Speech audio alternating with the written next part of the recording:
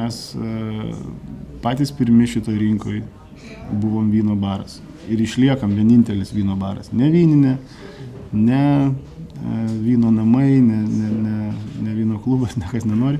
Mes esam vyno baras. Ir kuomet šitas Libina, kaip vyno tiekėjai Lietuvoje didžiausiai vadina, mes jį pabudinom, būtent mes.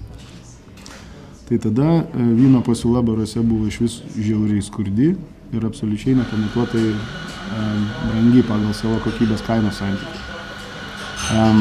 Mus kopijuoja jau dabar nebe kiekvienais metais, mus kopijuoja kas mėnesį vis po naują vietą beatsidarančią. Kopijuoja dėja ne visai sėkmingai, bet jau geriau tegul kopijuoja gerą dalyką negu šią. Tai, o kainodara pas mus yra specifinė ir kai manęs klausia apie tą sėkmės paslaptį, tai labai sudėtinga yra atsakyti vienareikšmiškai, nes tai nėra, kad mes ten sienas nudažėm žaliai vienoje vietoje ir čia buvo mūsų sėkmės paslaptis. Taip nėra, tai yra sudedamųjų labai daug dalių. Tai kainodara viena iš tų dalių, aš taip. Žinom, be jokios abejonės. Čia plika akim matosi, mes padarėm kainas tik tai dvejopas. Tai nėra lengva logistinių požiūrių, nes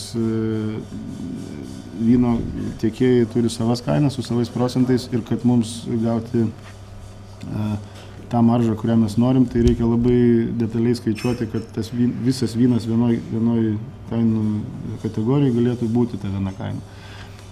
Bet tokiu būdu dabar jau po 6 metų, kai čia vyninės, kaip jos vadina, ant kiekvieno kampo steigiasi, tai dabar jau tas truputį gal ir netaip visiems į akis lenda, bet kai mes pradėjom, tai buvo žiauriai svarbu, kad žmogus, norėdamas gerti vyną, rinktųsi ne kainą, o rinktųsi iš tikrųjų vyną, kurį jis nori gerti. Ir dėl tos priežasties mes tas 2 kategorijos kainų suvienodinam. Pigesnis, jeigu tu gali sau leisti, ir brangesnis, jeigu tu gali sau leisti. Tai buvo naujovė rinkoje, kuri daugeliu atrodė gal čia šiaip tiesiog kaprizas, bet tai akivaizdžiai įrodė, kad tai suveikė, absoliučiai suveikė. Kas dar suveikė? Personalas pas jūs labai malonus, kaip jūs atrenkat? Mes personalą renkamės labai kruopščiai tikrai ir aš labai noriu pasididžiuoti mūsų chebrytę, nes Dream Teamas, kaip mes jį vadinam, jis vienreikšmiškai turbūt visoje Lietuvoje vienas iš mažiausiai besikeičiančių personalų šitam versle. Mes nesam nei vienos panelės praradę kitam barui. Nebuvo taip, kad iš mūsų išeitų kitur dirbti. Išeina arba dėl mokslų, kad nespėja, arba išvažiuoja užsienį, arba išeina pabaigę mokslus dirbti pagal specialybę. Nėra taip, kad iš mūsų bent viena panelė būtų išėjusi kitą barą. Pasakai panelė, vadinasi, vaikinų nėra. Vaikinai esame mes, yra dar Darius, mūsų nuostabus vadybininkas, o daugiau jo merginos. Virtuvėje dirba keli labai gabūs vyriškiai, o šiaip daugiau merginos pagrinde. Čia apie vyną aš kalbu, nes merginos yra stipresnės.